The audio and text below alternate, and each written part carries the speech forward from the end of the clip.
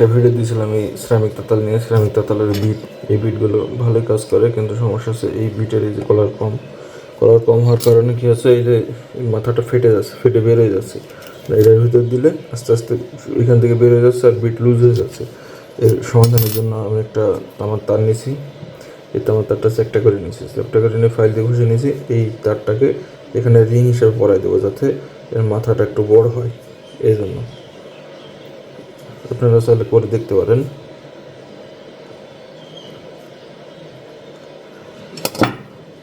এই যে প্লাস আছে, প্লাসের এই পাশটা ভিতরে রাখলে সমানভাবে কাটা হবে, আর এই পাশটা বাইরে রাখলে বাঁকা কাটা হবে।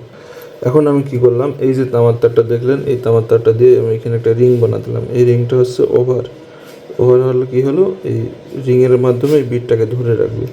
তাহলে এই যে সিরামিক, এটা হচ্ছে কয়েল, এটা মূল কয়েল, এটাই গরম হয়।